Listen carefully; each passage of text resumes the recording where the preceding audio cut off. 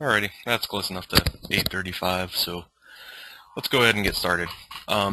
Tonight's GUG is basically, it's the first one, and what I do hope that this GUG kind of makes for going forward is a platform that other people can build on. That's kind of why I'm going to do my demonstration the way I do it. There's a lot more into going into VMware and with a lab, but for right now I'm just keeping it kind of simplistic in terms of complexity and whatnot. So tonight's GUG, again, it's about building a lab. There are a lot of people in IT who are experienced, unexperienced, whatever, and they need a lab to learn. I need a lab to learn. I don't really know anybody who just osmosisly learns everything. And there are two kind of labs I'm going to touch on. Some are going to be white boxes, dedicated environments, and using Workstation or repurposing your desktop. Click. And remember, a lab is just for learning purposes, testing, experimentation. A lot of people like to make their lab environment mimic their production environment the best they can. And yeah, you can do that with a lab, but at the same time, you're going to spend a lot of money just trying to get it up to that point where instead you start less and less focusing on the knowledge and just more and more trying to beef up your hardware. Just keep your lab simple. Don't build super overcomplex stuff that requires you to spend more time fixing stuff than it does learning. I'm 100% completely at fault for doing that because I tinker so much with my lab. Just before this, I was playing around in it, trying to figure out why my iSCSI connection wasn't working. But, you know, sometimes complex labs can help you, but for all intents and purposes, keep your lab simple and focus on the task that you want to do. I also see a lot of people who want a lab, they look on eBay, see a $200 server, and go, that's what I need. No, don't do that. The hardware in those servers are dated. And at times they can essentially hold you back more than if you just said, okay, let me go put some parts together on Newegg. There's a reason they're on eBay for $200. Keep that in mind. A lot of them don't come with hard drives. Some of them, you know, they're just flaky BIOSes, whatever. I don't know the whole backstory. And again, you'll get a lot of good ones, but for all intents and purposes, realize that a lab is not defined by the hardware. It's defined by what you're doing and what you're trying to achieve. And like I said, lab can range from white box parts to refurbished enterprise hardware. And a real point I want to drive home with people who want to go on eBay and buy these servers is when you go on eBay, buy these servers for $200, you may get a really awesome deal, but realize that, okay, these are probably going to need proprietary hard drives or a very proprietary form of RAM to upgrade. So while you may get a Dell PowerEdge that, you know, is boasting 32 gig of RAM, upgradable to 256, and has 8 hard drive slots, and it's compatible with SSDs, well, you go and put your consumer grade stuff in there, and the boot box just won't boot. Yeah, that's did you learn the hard way? I have a few people who did, and that was in a production environment, which was really bad.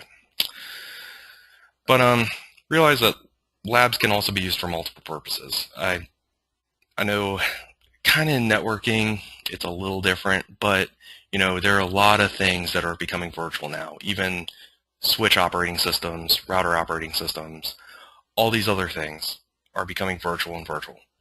So when you have a virtual lab, you can expand upon it and keep expanding upon it to learn, if not the specifics of something, the concepts that if you go into a job or whatnot and you say, oh, I understand the concept, or, you know, I understand how iSCSI works, and then they go, oh, well, here's a storage box. Since you already know how iSCSI works, all it is just finding out the menus. Um, Windows, Linux, all that stuff can run together. I have my lab right here, and I'm even running ESXi on top of ESXi.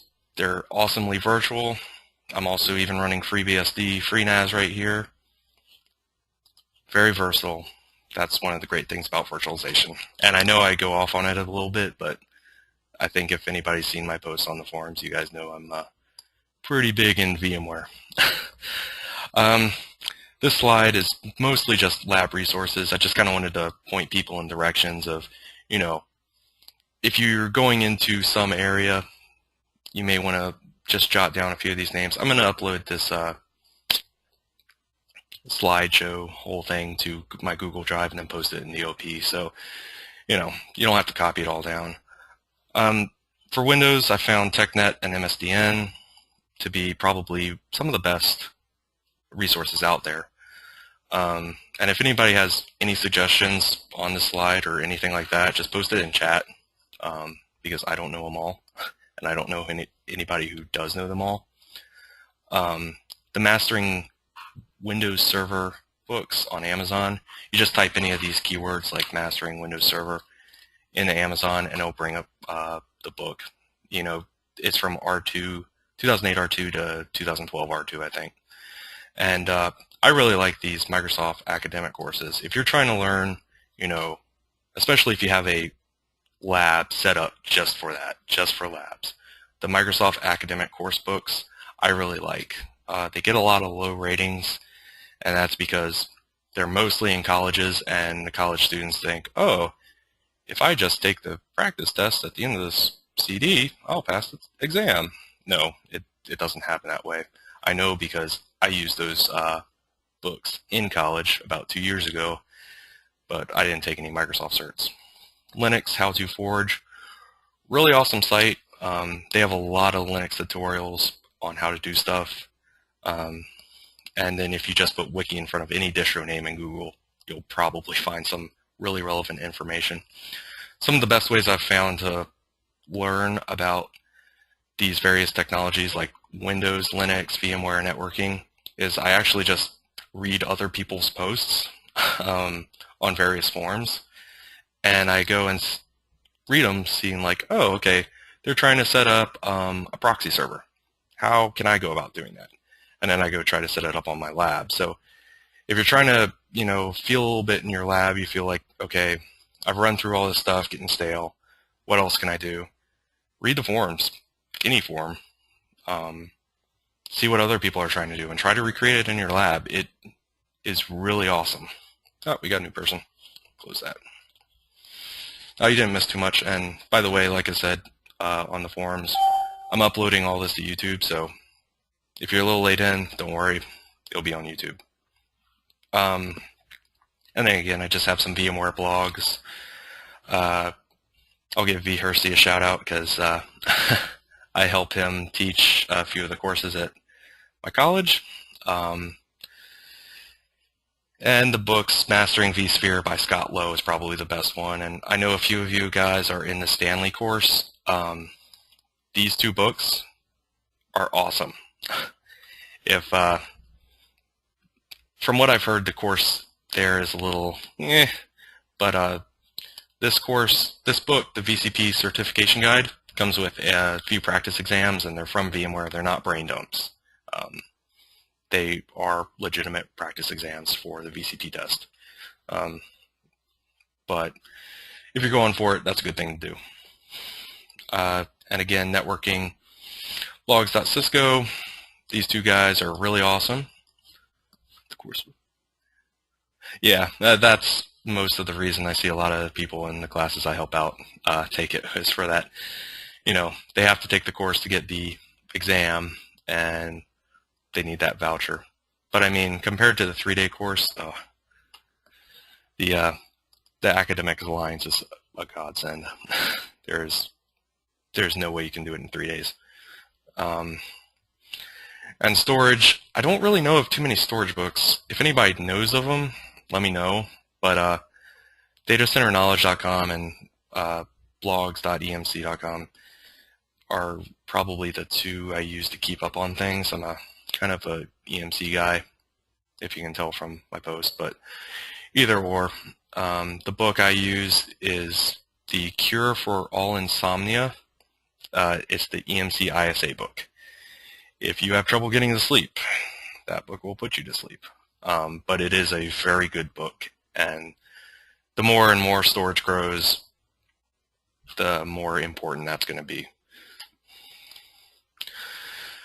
Okay, designing a lab. A lot of people, when they design a lab, want to rush right into the hardware. They want to go out and buy a whole bunch of hardware because, I mean, we're all geeks. We're all cool. We all want to, play with hardware. I don't really know anybody who doesn't. But that's probably the biggest mistake I made, at least, in building my lab. And I've had about 4 or 5 labs. I'm on my 5th one right now. And the biggest thing that caught me up and made me spend a whole bunch of money that I shouldn't have was I really wasn't sure where I wanted to go with my lab.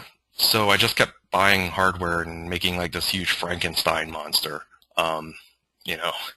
trying to do everything. And then when I looked at what I wanted to do, it was really easy, and I was like, oh, this is all I need to buy. And I probably would have saved myself quite a bit of money if I'd known this beforehand. Basically, find out what area you want to focus on, whether that be, Windows, Linux, storage, network, VMware, whatever. Find out what you want to learn more about, write it down, and see what you can do with what you already have. Because honestly, there's a lot of little tricks in VMware Workstation I'm going to show you that can really squeeze out a lot of your workstation. I'm running, for example, I'm running a 16 gig dual core host. Oh, got another person. On a 2 terabyte hard drive. Nothing fancy. This is like a $300 system. I do have a white box across the room, but everything I'm going to be doing is on this, cheap $500 system. Research what type of servers and resources you need. If you're studying Windows, your requirements may be different from something that's like, your Linux. Oh, okay, well, Windows servers, I can almost guarantee are going to need at least 1 to 2 gigs of RAM, probably more if you're going into stuff like SQL Exchange and all that other stuff. Whereas Linux, you might be fine with less RAM. Of course, it totally depends on what you're doing. But find out, okay, if you want to go into databases, okay, you're going to need a lot of RAM, a lot of processor, and super fast storage. If you're just, going for Windows Active Directory certs, well, I wouldn't say an Active Directory server needs too much RAM. However, it might need fast storage, and that's all, and you pop in an SSD, good to go. Make sure you can get the software first, too. That line's in there because it tripped me up before. I was really into something. I can't remember what it was. It was when I was first starting out in college. And I really wanted to go into some servers, and by the time I got all the hardware, the software wasn't around anymore, which made me go, oh, maybe I made a bad choice in figuring out where I want to expand to, and I wasn't up to date with technology. But just make sure you can get your hands on the software before you buy the hardware, because hardware's great, but if you don't have anything to run on it, not that great.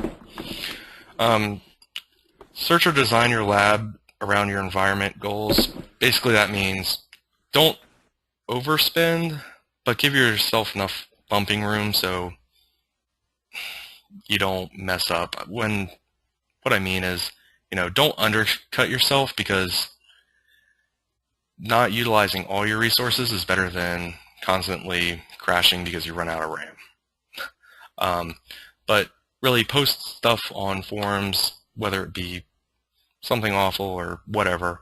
Post your white boxes, because there's probably somebody else who's searching on Google trying to find out, oh, does this work, does this not work?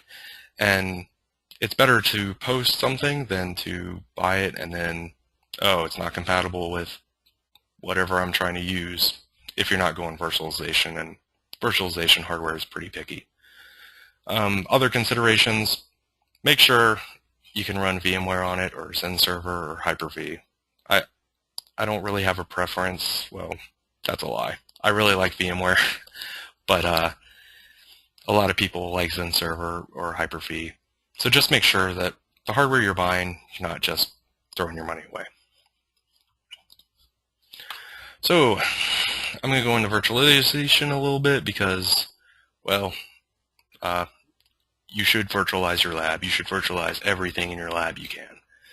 I don't know why you wouldn't. If anybody can think of a reason, please type it in the chat because I'd love to hear it.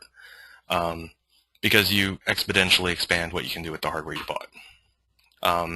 But there are a few ways to go about this. You can use VMware, you can use Hyper-V, XenServer, VirtualBox. There are a lot of other tools out there. I'm just hitting on the main ones. But the key point is that there are two kinds of hypervisors. There's a type 1 and a type 2. Type 1 is going to talk directly to your hardware, which is awesome in terms of performance, but there's some caveats to it, and I'm going to get into that in a second. And then there's type 2, which you can install like Workstation here, just on your operating system. You can do whatever. You don't have to reformat your computer. It's good to go right out of the box as soon as you hit next, because we all read Lua. Okay, and this is a really other key point I want to hit on is a lot of people, when they hear the word lab environment, they instantly think, oh, I need to go buy a dedicated box. No, you do not. I have done everything for my VCAP DCA on a 16 gig laptop with a hybrid hard drive and a quad-core processor. It is completely doable. However, there's some caveats. Like again, the best things about installing like a Type 2 hypervisor is it's cheap, it's flexible, and portable if you have a laptop. It's cheap because upgrading your RAM, even though RAM has gone up, it's still relatively cheap instead of putting a whole new box out there. Flexible, I can use my computer to play Counter-Strike or whatever. I don't have to use it just for that specific purpose of work. And portable because everybody wants to go to Starbucks and work on their lab. But the biggest con here is that performance overhead due to your OS is large. When I realized I could probably put Esxi on my old computer, I plugged it in and the performance was night and day.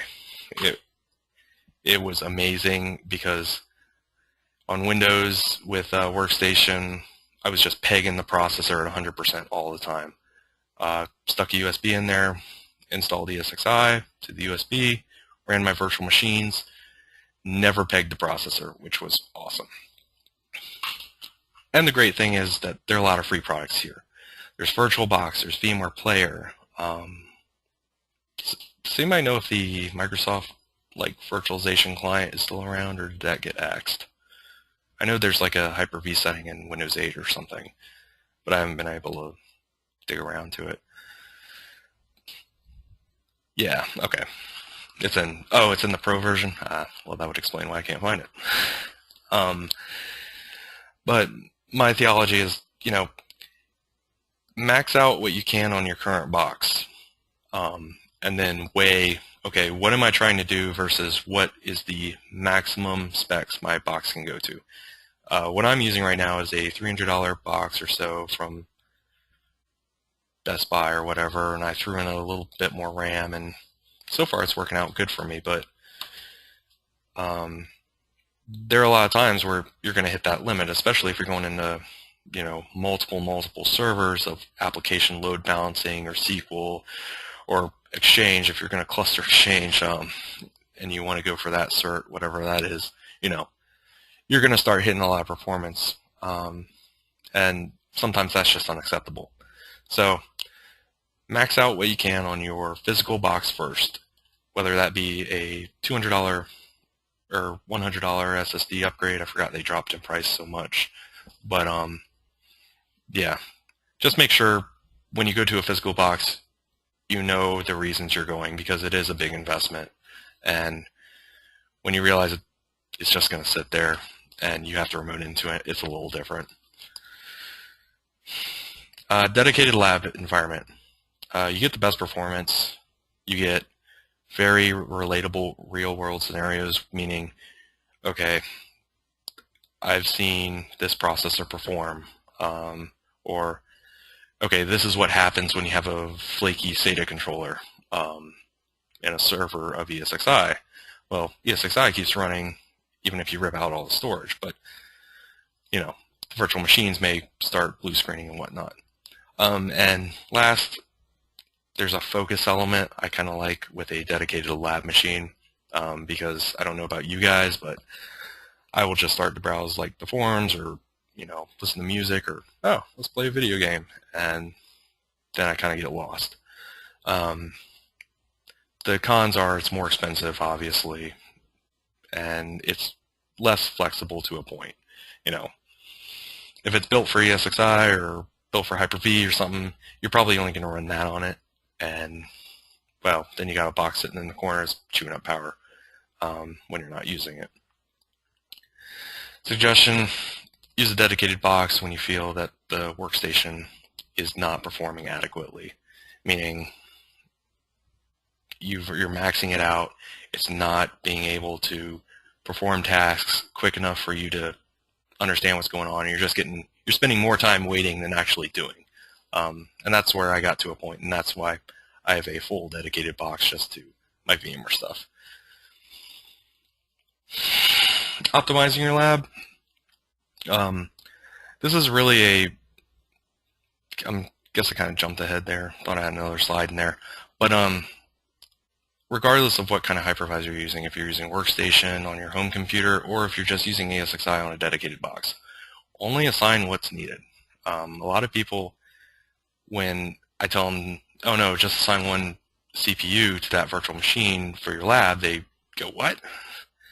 But you're going to make your lab go much farther if you scale it back and say, okay, I'm testing out this, and here are the resources I need. So in a Active Directory server, you may only need 700 megs of RAM and one CPU. But a lot of people will just assign it 4 gigs of RAM, and then they'll go, oh, my lab's running out of space. No, it's not running out of space. You're just not looking at what you need. Just weigh what you're trying to do, what the resources are required for that, and then scale back if needed. A lot of the times you're going to see your lab can go a lot farther if you just scale it back a little bit. SSDs are awesome. The slowest part of your lab is probably always going to be the SSD. Or, I mean, not the SSD, the hard drive. Those aren't slow. But they are like multiple hard drives. A SSD with 10K IOPS, that's an input-output per second, where your virtual machine is going to make requests to that hard drive. For an SSD about 10K, you're going to need, oh, we got more person. About 125 7.2 RPM drives equal one SSD at 10K IOPS. And so if you go on Newegg, you're probably going to see IOPS ranging in the 50K range. So think about trying to buy that many hard drives. Not going to happen, especially in a lab, unless your work's paying for your lab. But if you feel like your stuff is performing really poorly, but you're not seeing, you know, you go into the virtual machines and you don't see any high CPU. If you're using something like Workstation, you go in and, whoops, you see that CPU, not really that high, memory not really that high. Chances are your disk is where your hang-up's going to be. That's going to be the slow driving point. That's why I say look into an SSD or a hybrid hard drive. Hybrid hard drives are really awesome if you need a lot of space, but you can't go full SSD. There are also a lot of great things you can do with Type 2 hypervisors, like put your page file on SSD. So when you start running low on RAM, your system isn't crawling. It's probably the best way to speed it up. You can also tell various hypervisors, say, hey, start swapping to this SSD when RAM comes into contention. And yeah, that really will speed up a lot of things, especially if you're starting to hit that upper limit, but you just can't afford a whole box. That's what you do, and I'm going to show you how to do that. Linked clones as well. Those are really cool. You can do them in ESXi. I know you can do them in Hyper-V. I don't remember what it's called, though. Does anybody remember what it's called? If there are any Hyper-V guys? Either way, it's basically something that takes a golden image or a base VM and then can provision off that one image multiple servers. So you're reducing your storage footprint by a whole bunch and getting a whole bunch more out of your box, whether that be a dedicated box or just workstation. And it really comes into play when you're working with SSDs. Okay, I think we've all kind of bought hardware before called Common Disk. Ah, okay. Well, nice. Alrighty. I think we kind of all have done hardware upgrades on our computer, and we kind of know Newegg Tiger Direct. If you're going with something like a white box that's using like a Supermicro motherboard, there's something called Crucial Memory Advisor, and that will find you compatible memory with your motherboard, because not all the time, sometimes memory just won't work in certain boards, whether that be a proprietary reason or what. The other one is CPU World. Make sure if you're doing virtual labs and provision and splitting up your hardware, it supports Intel VTX or AMD. That's going to be really important when you come in to do labs, especially with virtualization. Hard drives, I just use Tom's Hardware for performance charts. And here's some common white box boards or brands that I see that I've used and I see other people use. The biggest, hardest part about a lab sometimes can be, well, if you're doing a dedicated box, especially if you're doing it with VMware, is the network drivers. I don't know if anybody's ever had some headaches with that, but go with Intel adapters. And lastly, if you're going to go with an eBay seller, look into Save My Server. I'll actually go there right now because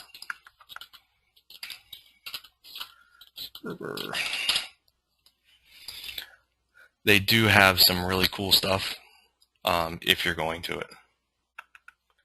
I believe they have a customize option as well. Build a server, yeah.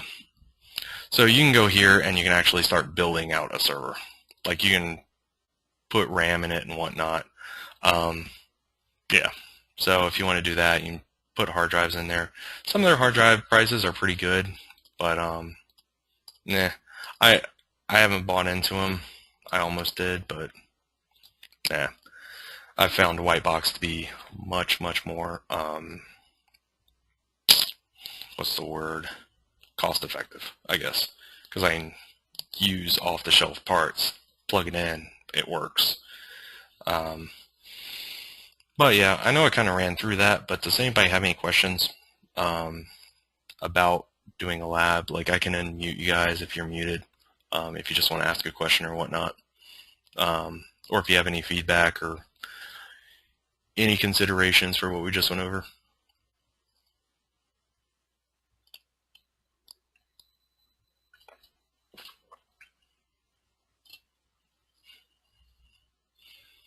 Because, okay, yeah, because after this I'm going to like start actually doing the lab, and I don't want to like have to jump back into the slideshow once we go there. Okay, well, alrighty, well, if you have a question, just say you got a question. But I'm going to show you a few things that we can do to optimize VMware Workstation. A lot of people really just start right-clicking and new virtual machine, blah, blah, blah, stuff like that. There are a lot of advanced options that you can do in here. A lot of it has to do with memory, because I don't know about you guys, but every time I use Workstation, the first thing I run out is memory. I'm always hitting that 90 percentile. Machine stops working, lockups happen. What you can do is you can start forcing it into the RAM of the machine so you don't have it swapped. You can allow for some swapped, or you can allow for most of it swapped. And the reason I say is, okay, if you're going to be doing a lot of heavy stuff and you have an SSD, allow it to swap, because I mean SSDs are fast, and you know, you can get 120 gig SSD for what, like $89 on Newegg. So you know, if you allow it to mostly be swapped, you make your page file huge and then start pushing stuff down there. Yeah, performance ain't going to be great, or it's not going to be RAM speed, but it's going to be really, really well. And you can get a whole bunch more SSD storage than you can RAM. I don't know how much 120 gigs of RAM costs, but I don't think it's cheap. Unity is a cool mode if you have one application you want to use in something like Workstation, like XP, you want to use IE6, or you want to use IE8 in Windows 8 because for some reason nothing works in IE11, I think, that ships with it. Shared VMs, I don't really use that too much. If anybody does, I'd love to hear it. But this is probably the most awesome tab that, okay, put your page file on SSD, allow everything to be swapped. Awesome, great to go. Okay, so I think we all know how to install Windows. If anybody doesn't, that's the last thing I'm going to be doing. But right now I'm just going to set up the basic lab that going forward I hope other people who want to host it can build off of.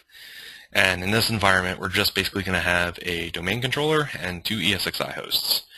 And if anybody's familiar with VMware, well, I'll get into it a little bit later. But, okay, first after install, gotta create a password. I'm just going to use password with a capital P and a 0. I'm going to post all this information as well up here. But once it gets done while that's preparing, I'm going to go in here to settings.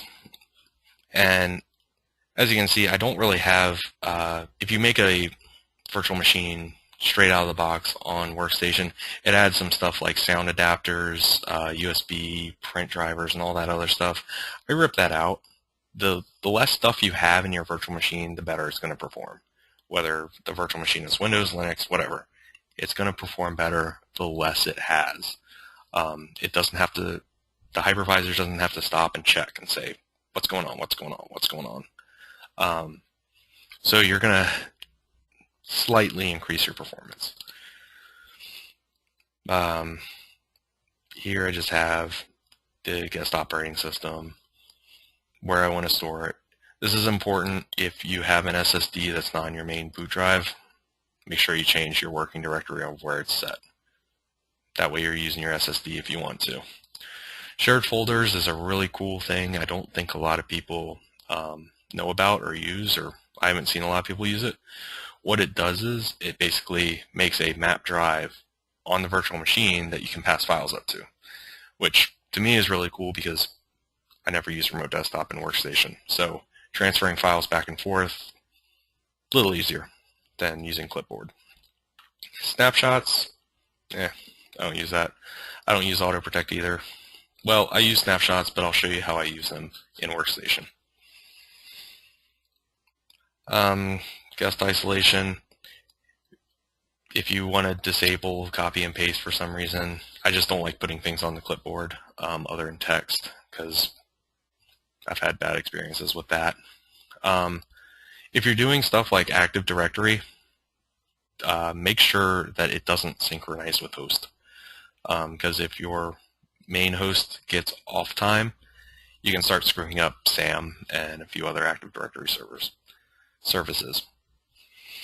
And if you want, if you're cool, you can enable VNC connections. So you could actually VNC into this virtual machine. You can actually do that on an ESXi host as well. So if you don't want to use the session that's there, you can just go right in. And if you want to do auto login, like where you don't have to type it in, you can. I never do. Alrighty. And since this is fresh out of the box, I just realized I used an image that didn't have tools in it. If you ever have a laggy mouse, just make sure you get tools in there. Like, whoops, install tools. Tools helps so many ways, as far as drivers go, to performance, to everything. Make sure you have tools. A lot of people I've seen that I've helped tutor with or whatnot don't have tools installed. Make sure tools is installed. And once this reboots, I'm actually going to show you a few more things that you can do to help tune your lab a little bit more. But I need it to reboot first. Any questions so far? Yes, I know it's already.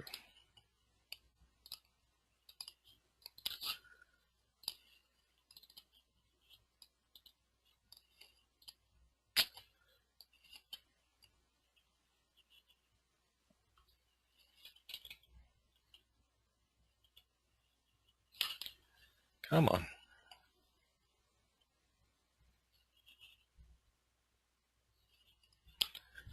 Ah, the joys of a 7200 RPM drive.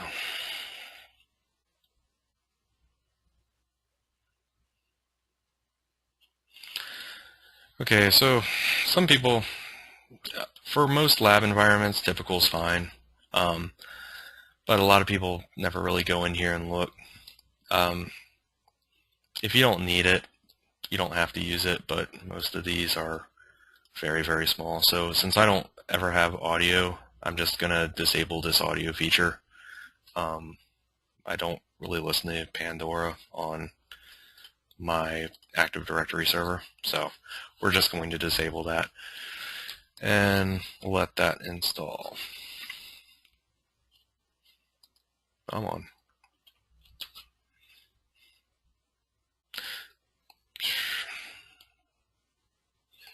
And everybody knows how to make a virtual machine in a workstation, right? Just like hit the Y key or something in chat if you do. If not, I'll cover it. That's fine.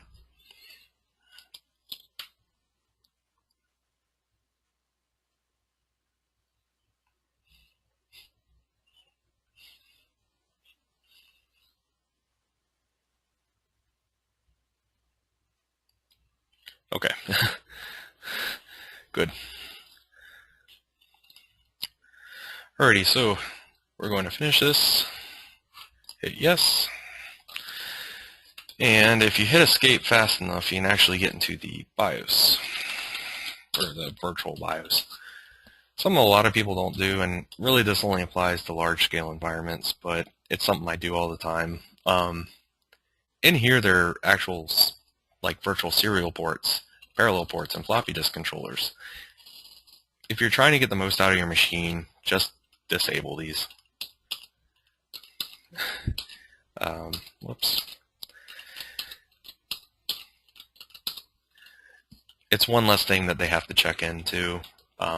Saves you a little CPU. It's probably negligible, but you know, that 1% sometimes can make or break a lab. Okay, and since we need one more ESXi, I'm just going to do this because I don't know who's going to watch this video on YouTube or how new they are or whatever. I'm just going to go through the new virtual machine. I'm going to do it the typical just because I don't really need to go over, well, I guess I can do custom. Okay, let's just do custom. Here's the hardware compatibility. Make sure if you're going to share, what's up? Oh, yeah. I was going to get into that just in a second when I switch over to my white box, but yeah, I'll definitely get to that. But because yes, that is important. One thing is if you have multiple computers, like most people have a desktop and a laptop, make sure you select the same virtual hardware compatibility, or or if you're transferring from an older one, you're not upgrading it and then try to go back to the old one. VMware is backward compatible, like 8 can run on 9, but 9 can't run on 8. And that's kind of straightforward. Browse. Just going to go, we're going to load up another Esxi image. Oh great, I don't have one. Really? Wow, that's awesome. I had one. Oh, there it is. All right, so when you're doing it in Workstation, it's going to try to detect the operating system that you're using. Most of the time it gets it right.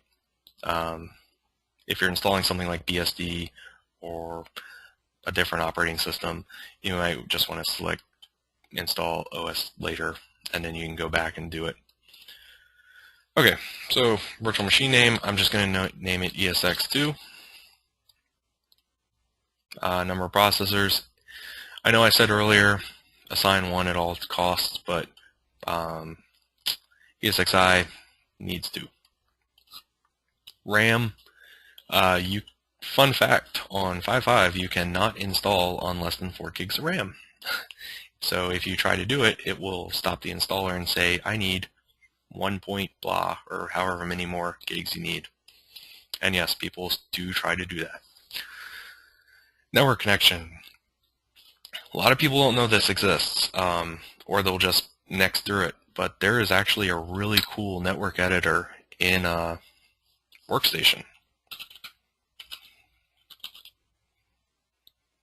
Virtual network editor, there it is. And it can do DHCP, it can do NAT, it can do everything. So I'm going to put this on NAT, and if I wanted to, I can even do port forwarding, and I could forward ports out. It saves you a little bit of trouble instead of going to have to set up a pfSense router or whatever router you want to put up. Keep in mind it's basic, so if you want to get more into that, then you can, definitely. But in a basic lab environment, it's going to save you running another virtual machine, which in turn can help a lot, especially if you're on a 7200 RPM hard drive like I am. You can even specify DNS servers, stuff like that.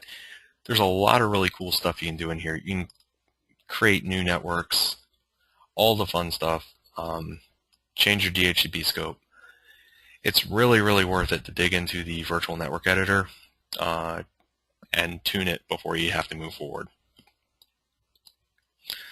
I'm just going to use NAT because I believe we're all on NAT. I'm just using the logic, and I'm just going to leave it. iSCSI here. Oh, we got more people. And like I said, this is all going to be uploaded to YouTube later. So,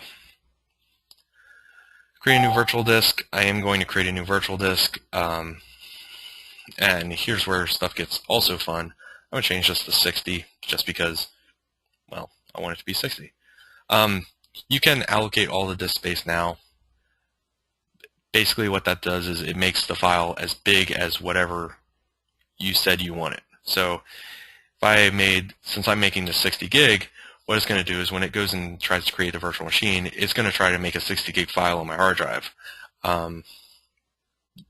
Yes, it does help performance, but I'm not too terribly worried about that. Maybe if I was a little bit more constrained, or if I wasn't using this just as a pure demonstration, I'd wait for the full 60 gigs to write, but I don't really want it to. And I just store it as a single disk file. You can split it, but I've always just kept it as a single file. 60 gig is kind of a large file to me, so it says it can reduce performance. I haven't really seen that, but I can see where if the hard drive actually has to constantly seek to each file, it can get a little hairy. And if I wanted to, I could store it somewhere else. I don't really want to store it anywhere else other than with the virtual machine. And here's where I come back into, stripping out what you don't need. I don't need a USB controller. Remove. If you wanted to, you could accelerate 3D graphics, but I don't know anybody who wants it accelerated on Esxi.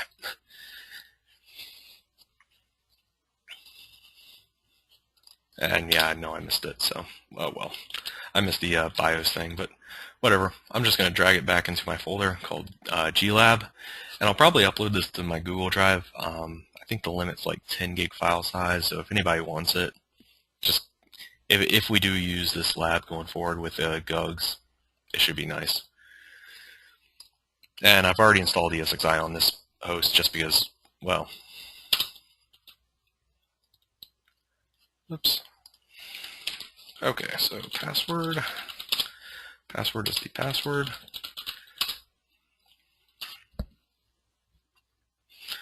Okay, and I'll remove those devices in the BIOS. As you can see, our floppy drive is gone. So it does change a few things. And now we can see our screen's a little bit bigger, and I don't know how laggy this stream is. I really haven't tested it with more than like one person, so you can see the mouse moves better if it looks better. Okay. And now since we have a new computer,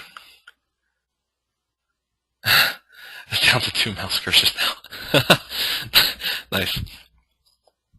Alright, first thing we're going to do in this lab environment is, because we just have a brand new Windows server, nothing on it, I'm going to change the name just to something I can recognize. So I'm just going to make it VDC.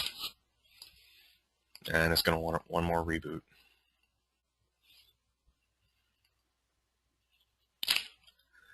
And there we go. Okay. Basically, I'm going to just make this the virtual domain controller, and after that, I'm going to connect to an Esxi host and show you how to force install vSphere on a domain controller, because you can't do it just by clicking on the file. You have to force it. And it's a pretty simple command that I always forget, so I'm just going to copy and paste it.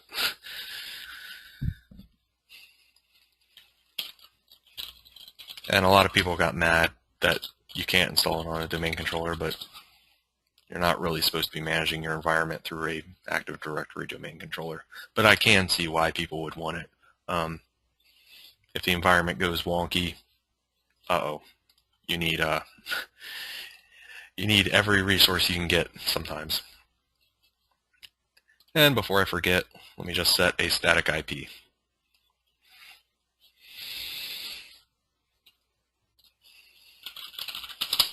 So I'm just checking out to see what my address is, because I forgot. 192.168. So go into Network and Sharing Center, then Local Area Connection, Properties. I don't use IPv6, so I always disable it.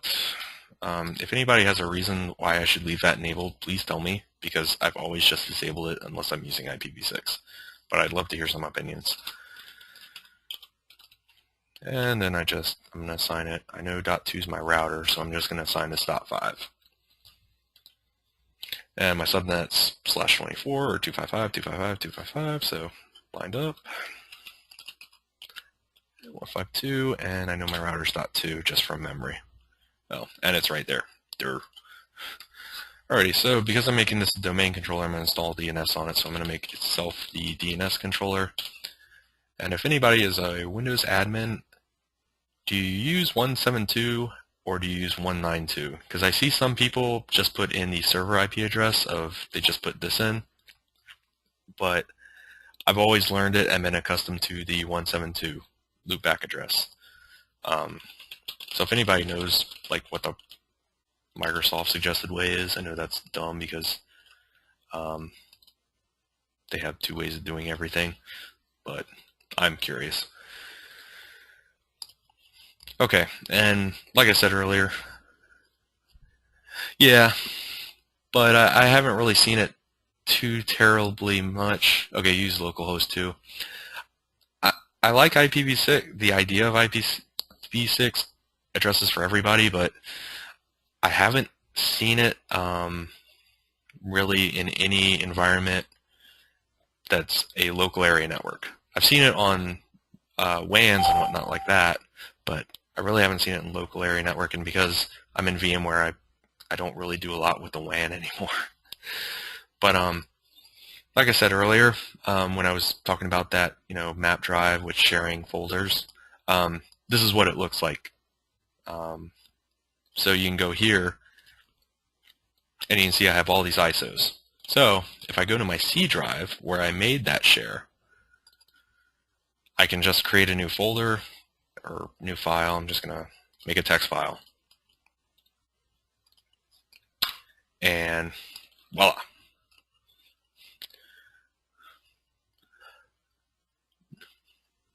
Oh, really? Did I do that? That's hilarious. Let me... Whoops. Yeah, sure did. There we go.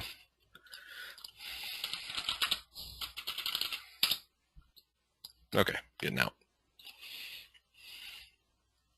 Okay, so that's the usefulness of that shared map drive. It just makes it easier, especially if you're having to copy over large files. But okay, so now that we got a domain controller, or we have it with a static IP, a name we know, all that, we're going to go ahead and make this domain controller. And I'm not using 2008 R2 or 2012 R2 because I just like being able to do this.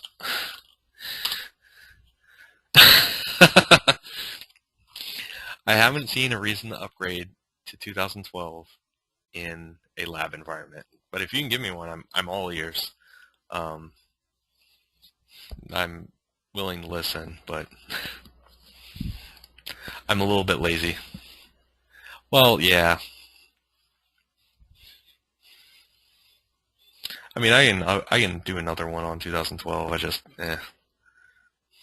I don't really work with Windows too much. Yes, PowerShell is awesome.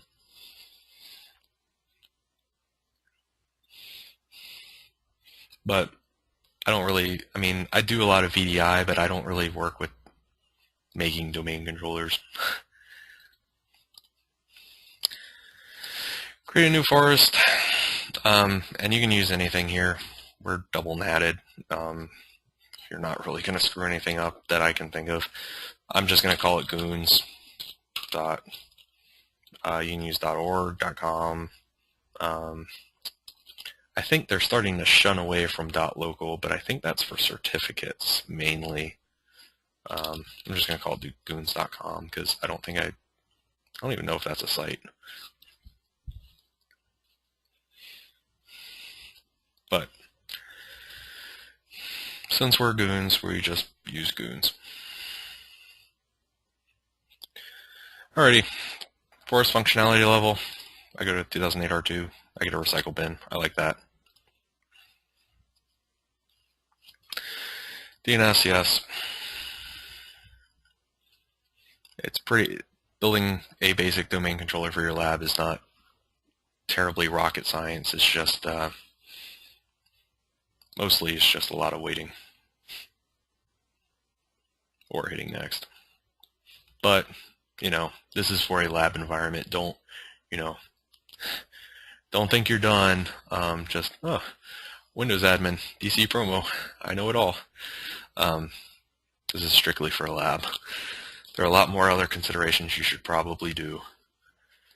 Yes, like creating a DNS zone first.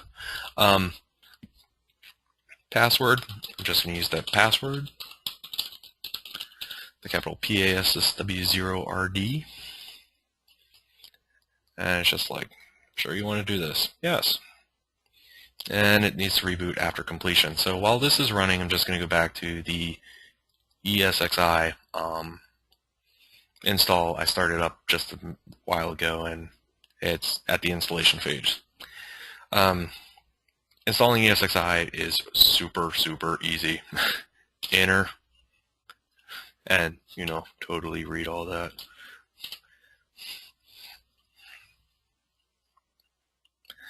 And it's going to scan for hard drives, attached devices.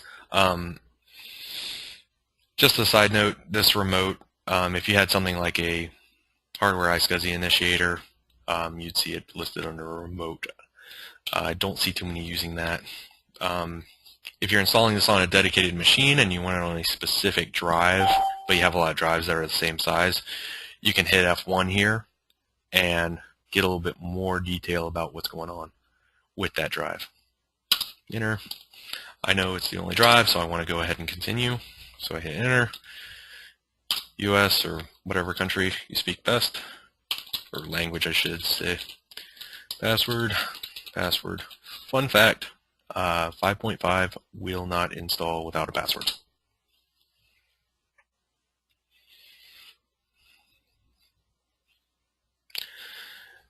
And that's scanning the system. So after this is done, there should be one more. Yeah, there's an install. You hit F11 and it rolls.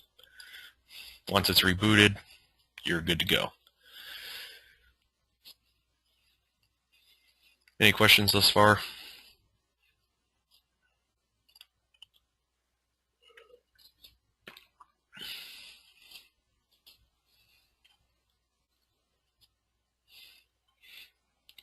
Doesn't sound like a... Okay, good. It's taken an awesomely long time. Okay, yeah, next time I do this, I'm definitely going to use my hybrid hard drive, not the 2 terabyte one. Oh yeah, and if you're planning for speed, make sure, don't build for size, build for speed. Because you're going to run out of how much you can access that hard drive before it becomes too slow to work on, before you run out of space. Generally. Because that is taking a lot longer than I thought. I ran through this right before, and there we go. Okay, good.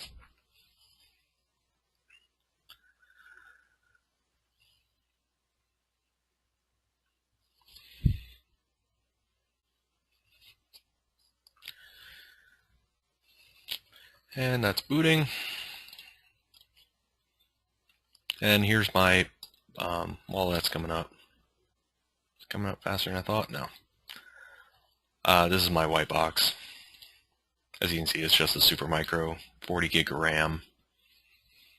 A very dated CPU, but I've created a lot of classrooms for the college I help out at on this thing, and it's held up like a tank. When it had Windows on it, no, it would not go anywhere. But yeah, this probably cost me about $600 when I made it, but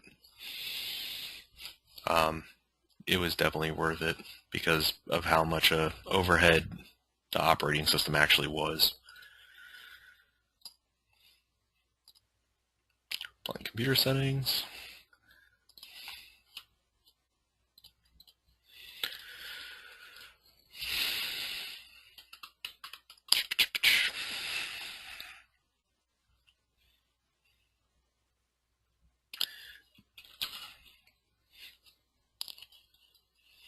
Alrighty, anytime now.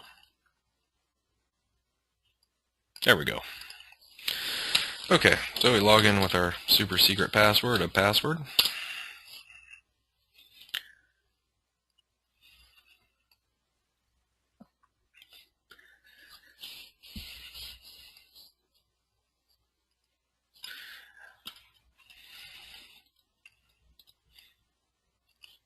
And we are greeted with a blank desktop. Hooray. Now let's install vSphere. Internet Explorer. That little quick thing I did, if anybody's used 2008 R2 DC Pro Mode right out of the box, it has IE's enhanced security enabled. all you do is you just bring up the server manager. It's this button down here. Configure IESec, turn to off. I only do it for administrators just by habit because I don't want everybody. I don't know who's going to touch stuff.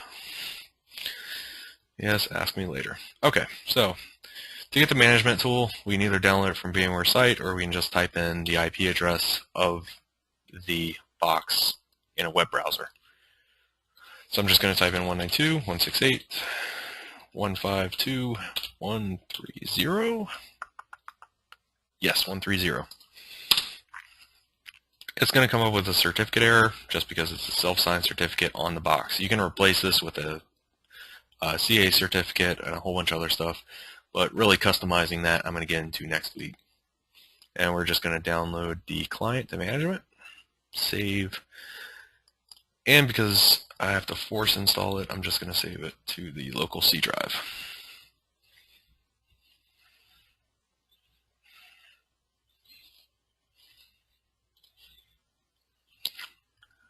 And how's that install coming on? There we go. Reboot.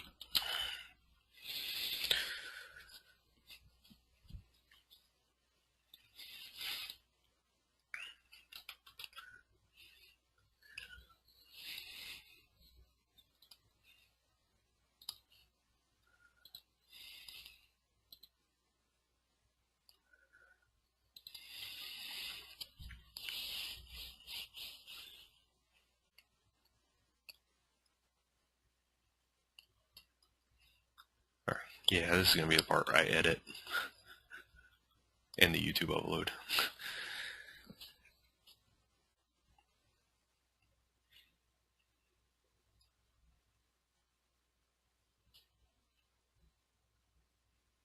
There we go. Download complete. Now, everybody wants to click run, but if you do that on a domain controller, it's going to say no, I'm on a domain controller.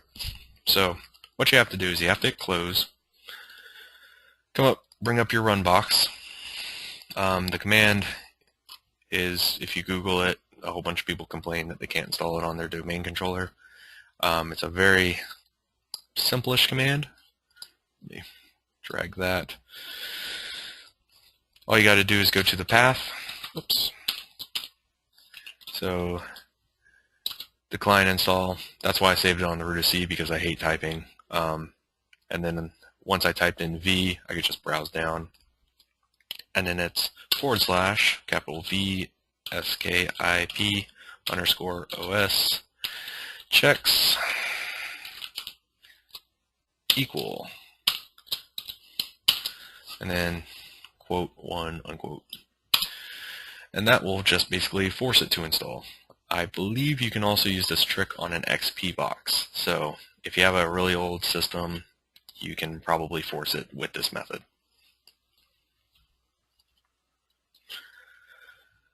Extracting. Okay. Still extracting.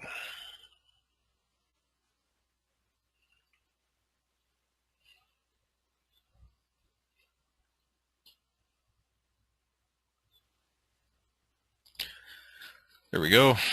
And choose your language. And it's just like installing any other program. Oh, look at that. I mistyped it. Awesome.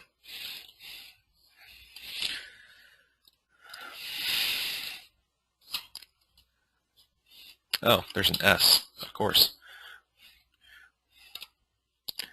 So it's checks with an S, plural, not a just straight check.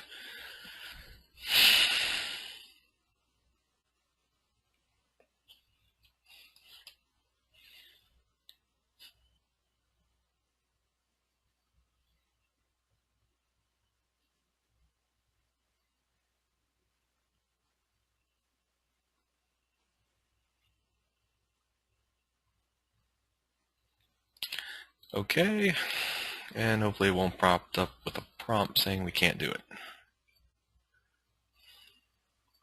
Okay, there we go.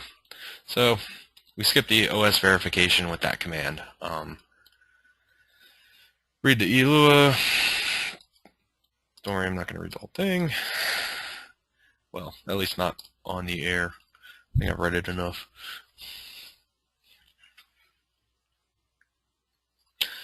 And, okay, while that's installing, let's go back to the Esxi host that we just installed. There are no tools. There are tools for VMware, but not included in Workstation. So don't worry about installing tools on a Esxi VM running on Workstation. We type in our super secret password we made earlier, a password, capital PASSW0RD. And in here, what we're going to do is, because when it boots up, it's booting up to DHCP. We want to assign it something, something static that we're not going to have to guess where it ended up this time. If you had multiple network interfaces, you could select which network interface you want. Only have one because it's a lab environment. We're going to add more later, but this is just get VMs up, put them on local storage, done. Static IP address, I want to keep that static IP address because it's good enough. So what you do is you highlight it, hit space, and it moves this little O to whatever setting you want. IPv6, it requires a reboot. I'm not going to reboot it. DNS servers, you can change stuff here. I'm going to change this host name to ESX2. Even though I haven't set up DNS, I'm going to do that next week. DNS goons.com. And you hit escape, it'll bring up this. It'll say, do you want to, it's going to restart the management network, may cause a brief outage, yeah. Hit OK. And now we have a static IP. Don't try to leave it DHCP if you can avoid it. Alrighty, so our vSphere client finished installing. So in 5.5 you get this awesome warning about how it's not ever going to be used again.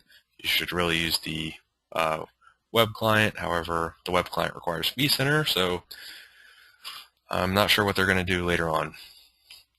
So to connect to our host, we're just going to do 172, or whoops, it's 192, 168, 152, 152, 130, and password was the same thing we used to log in the first time. So root password.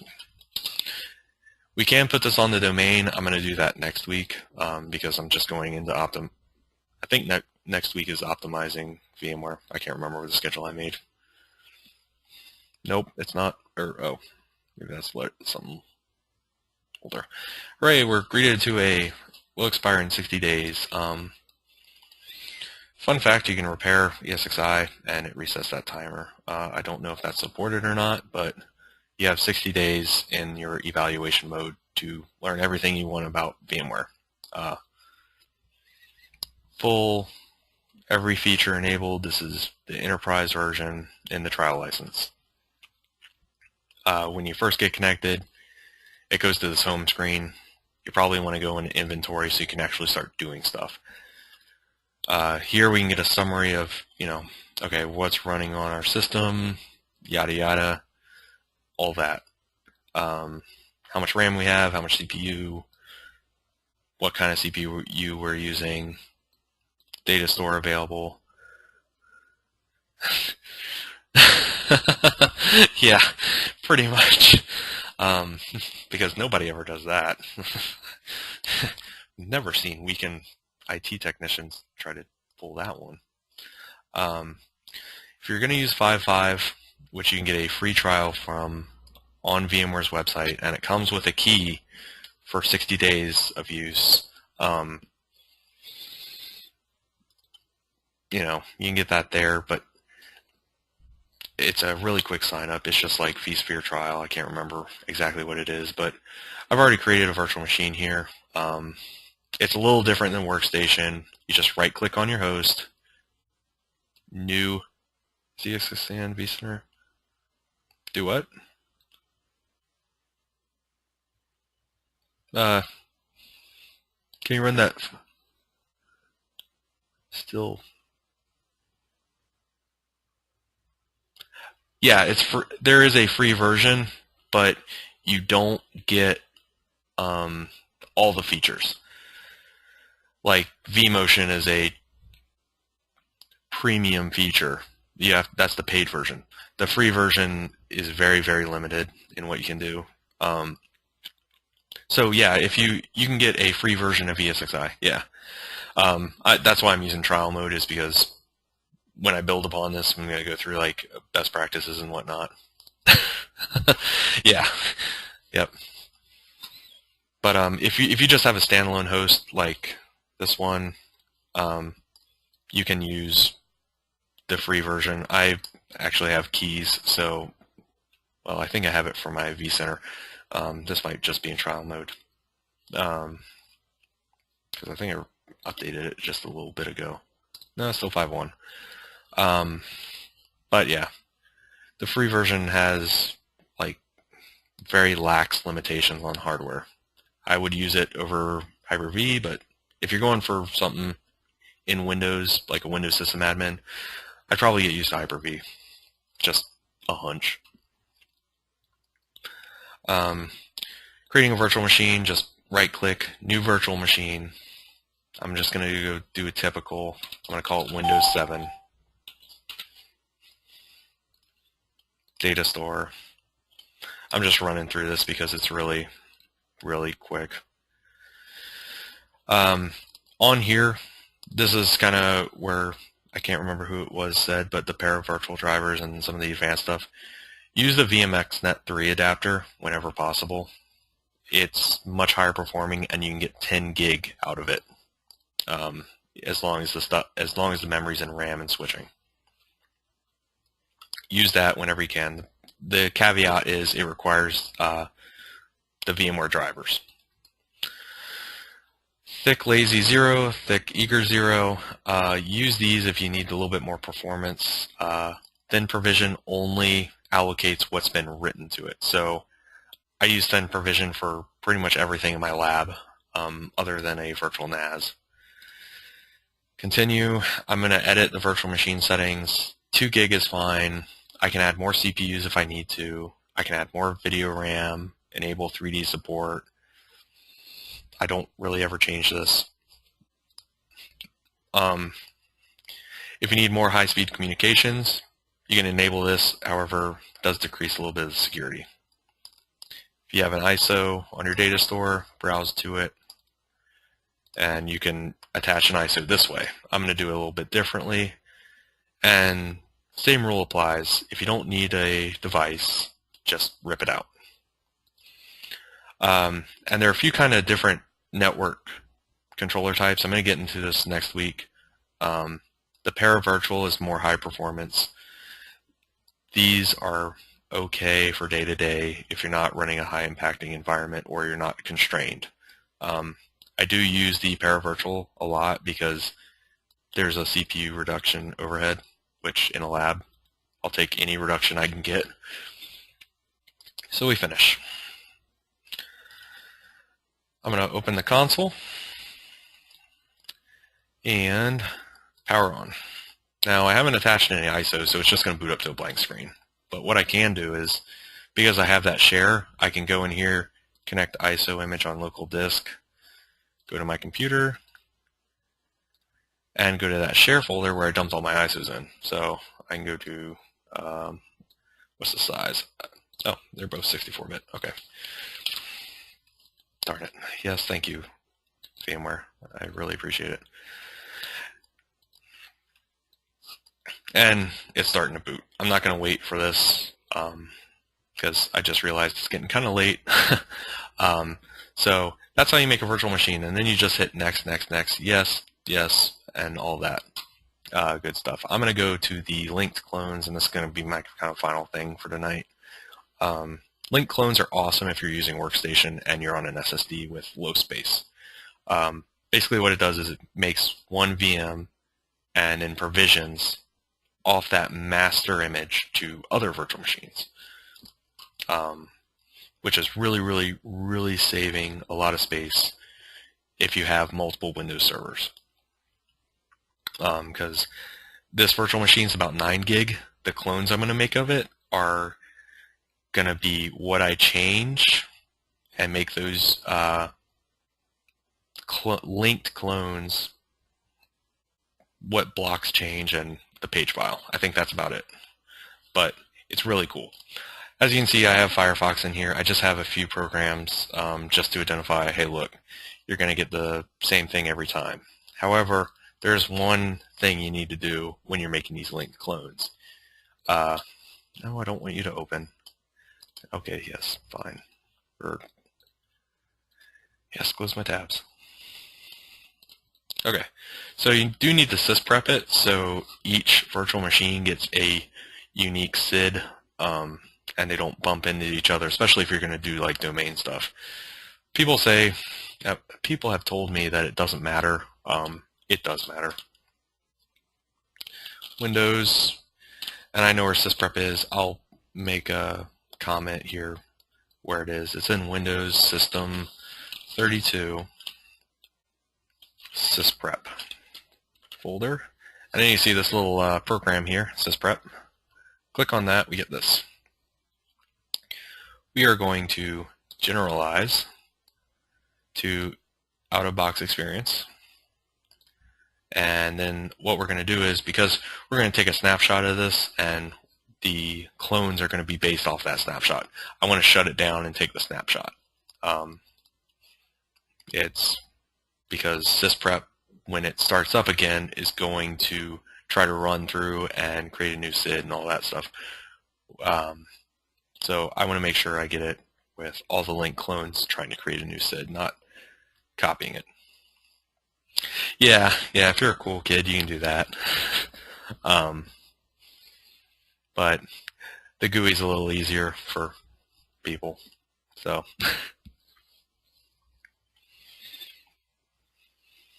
But I thought you had to do a relative path to sysprep.exe. I could be wrong. Like you have to specify where it is, or else it just goes command not found. Maybe it's different. I don't know.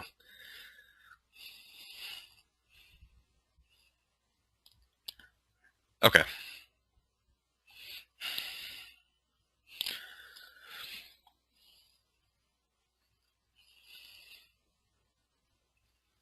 That's why I hate scripts, because I forget stuff like that. Forget the little things. Okay, and that's going to run.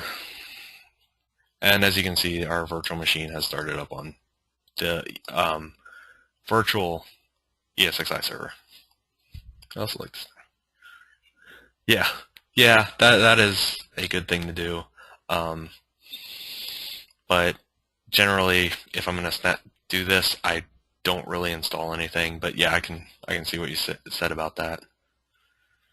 Okay, so what I'm going to do here is I'm going to go to VM, snapshot, take snapshot. I already made one. That was when I was just practicing this. Basically, you just give it a name, so I'm just going to say base 2. And description, I had Firefox on there. So if all these clones need Firefox, then okay, every clone I provision has it. And I also put Notepad++. So take snapshot. And okay, so the normal install of Windows is something like what? On a good computer is like, 10 minutes, 20 minutes, whatever. This way, it cuts it down so you don't have to waste all that time. I highlight the VM here, go to VM, snapshot, or no, manage, sorry, clone, next. You get two options here. You can create a link state when it's off, or you can do it by a snapshot. I do it by snapshot. As you can see, I have two here. They're both the same. I'm using base 2. And you can create a link clone or a full clone. Full clone is going to use a lot of your disk space. It's basically going to copy the whole file, just with different identifiers and whatnot. Use linked clone unless you have a reason to use full clone in Workstation. On a white box or an Esxi install, you can do it, but it's a little different. And I'm just going to call this clone 1, config finish. Done. And I'm just going to drag it into my folder. So I've now just made another Windows virtual machine with like 30 seconds or so. So now I can go and, okay, let's see, I needed two domain controllers. I don't have to, install updates on both of them, run through all that stuff, and, I get more to the point, which helps me in a lab environment. But once these come up, I'll just run through sysprep. Well, sysprep takes a while, especially since it has to go through and install everything. Basically, when this comes up, it's going to be like a new install of Windows after it just got done installing into the hardware and hard drive. It's going to ask you to hit next, install a license key, yada, yada, yada. But they're going to be two different virtual machines sharing a common virtual hard drive, if that makes any sense. I can explain it again if anybody needs me to. But, yep, see, there you go. Setup is starting services on one, and setup is starting services on the other. So I could make one of these a vCenter server and the other domain controller or SQL server or whatever I can get to run on Windows. But I think that just about does it. Are there any questions? Or anything I didn't cover too terribly well that somebody wants me to jump back? We've been here for about an hour and a half, I didn't realize.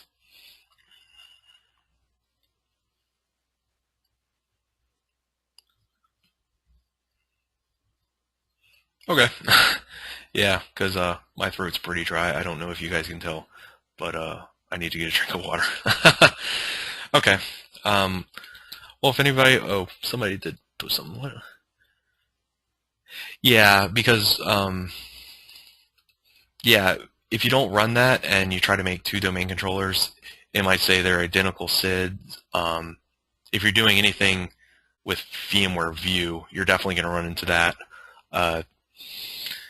Some Active Directory management, if it has two computers with the same SID, you start getting these weird, funky errors. And with the clone, you can clone without running the sysprep. But realize they're both going to have the same SID, and if they try to talk to each other, you're going to get these weird, funky errors that you're just going to be like scratching your head over.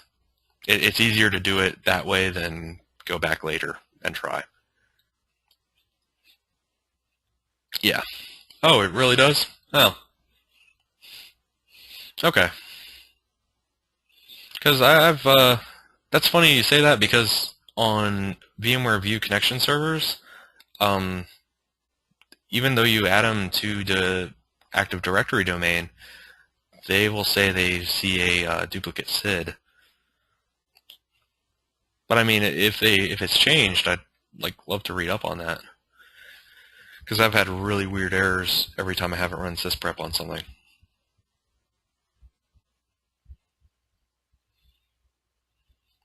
But